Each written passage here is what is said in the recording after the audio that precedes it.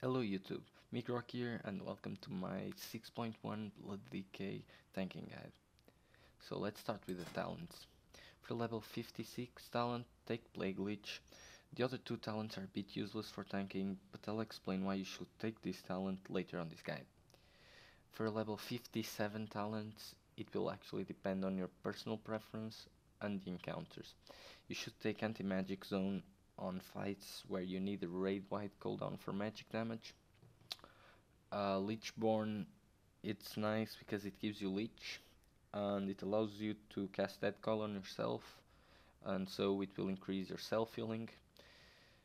Purgatory, basically, since it prevents your death, it saves you from mistakes that either you make or your healers make, so it's pretty useful. As your level 58 talent, really you should take that advance. The other two can be useful for some situational CC, but that advance is better overall. As your level 60 talent, Blood Tap is a choice. It outperforms the other two, so you really should use it. It allows you to use more death strikes during your rotation, and that will give you more blood shield, so you'll take less damage.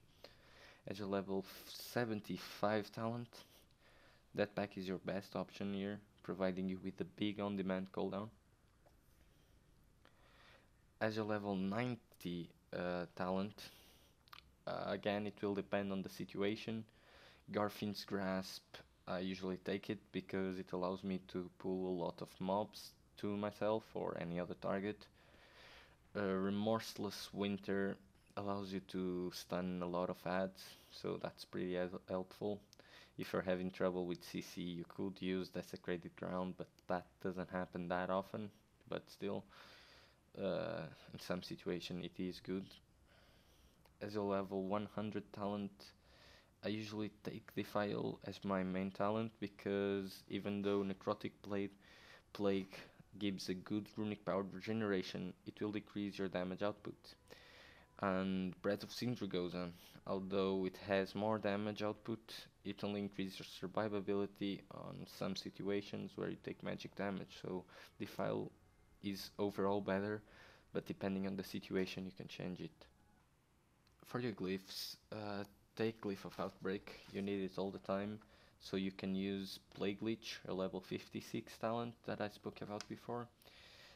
Basically, by removing the Outbreak cooldown and giving it a 30 runic power cost, it will allow you to cast Outbreak right after you cast Plague Leech, and it will work pretty much as a trade between one Dead Coil and a Dead Strike, since Dead Coil costs 30 runic power, and Plague Leech will give you 2 runes that you need to cast Dead Strike, so pretty much it's more healing, more damage mitigation, so you won't take as much damage. As your second glyph, I will take Glyph of Anti-Magic Shell. It will increase AMS damage mitigation, so it's pretty good. For your third glyph, I would recommend Glyph of Vampiric Blood. This will increase your healing taken, so it's pretty good on almost all situations, I assume. Keep in mind Glyph of Icebound Fortitude. This glyph is useful on some fights where you require a cooldown more often, but you don't need it over a long duration. For your minor glyphs, you only need to look at 2 glyphs. The first one is Glyph of Resilient Grip. Basically, if you use that grip on a target that is immune, the cooldown is reset, so you can use it on any other target. The second glyph is Glyph of Army of the Dead. Basically, your army doesn't taunt anymore.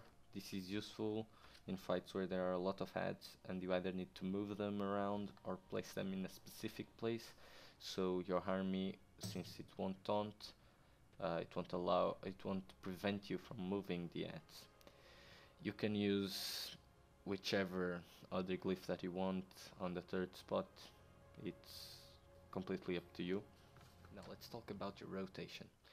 Before the fight begins, use Bone Shield so the cooldowns start counting, and this way when you start the fight, Bone Shield will be out of cooldown, and once it fades away, you can use it again, and so you'll have 8 charges again. Now, when you start the fight, begin by using that strike to get runic power, then apply your outbreak to apply the diseases, and use blood boil to spread the diseases. You should use your dead strike in order to spend your dead runes, your frost runes, and your unholy runes, and you should use your blood boil to spend your blood runes. Be careful when you use blood boil, don't use it if you don't have any blood runes, or else you will spend one dead rune, like I'll show you now. See? And this way you will have one less head strike to use because you spend that dead rune. In order to spend your runic power, just use that coil. Now, be careful to not cap your runic power. If you cap it, you'll be losing blood taps, and by losing blood taps, you'll be losing death strikes. You should spend your runic power before it is capped, and when you don't have anything else to cast, so when you don't have runes. After you use that coil, you'll see that you'll get charges of blood tap. In order to use it, just make sure you don't have 2 runes. Apply it 2 times and then cast a death strike to spend those runes. Use your defile on cooldown. It reduces the damage that the mobs are on top of it deal by 10%, so it's a lot. Keep in mind that you have Plague Leech that should also use on cooldown, so you'll need the runic power to reapply the diseases after you cast Plague Leech, so make sure you have 30 runic power and use Plague Leech. You'll get 2 runes back, use Outbreak to reapply the diseases, and then you can use another Dead Strike with the runes that you just got.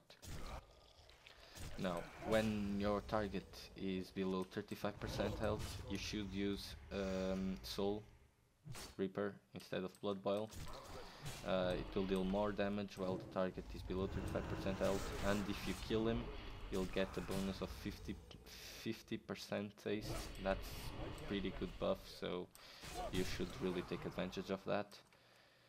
Now, the cooldowns that you should use regularly are Rune Tap for the damage mitigation.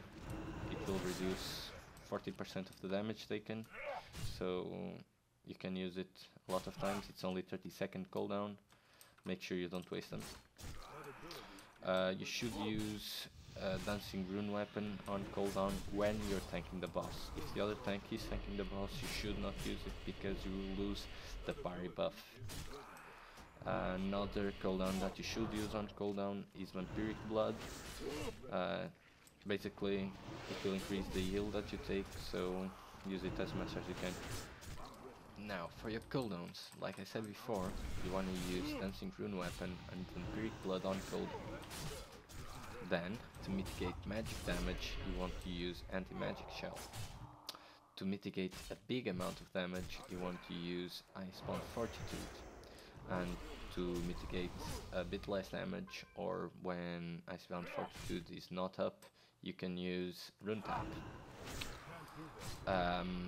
There's another very good cooldown that you should use whenever you're preparating for a big amount of damage, or after you have taken a lot of damage in a case of emergency, and that is Empowered Rune Weapon. Basically, it will give all your runes back and a bit of runic power that you can use. Now, if your Blood Shield fades and it is not on cooldown, you should reapply it, so you will put it up. And then there's just one more cooldown that you should be using once per fight, and that is Army of the Dead. You should already know it. So, yeah. Now for your stat priority, you want as your best stat bonus armor, then strength, then mastery, then haste, then versatility, then multi-strike, and then critical strike. As for your gems, you want mastery gems, and for your enchants, you want mastery enchants as well. For the rune for your weapon, you want Rune of the Fallen Crusader. And for your consumables, you want mastery food, you want stamina flask, and you want the bonus armor potion. So I hope I was of any help and that you enjoyed this video, and if you liked it, leave a like down below and subscribe if you want to see more videos. See you around, guys.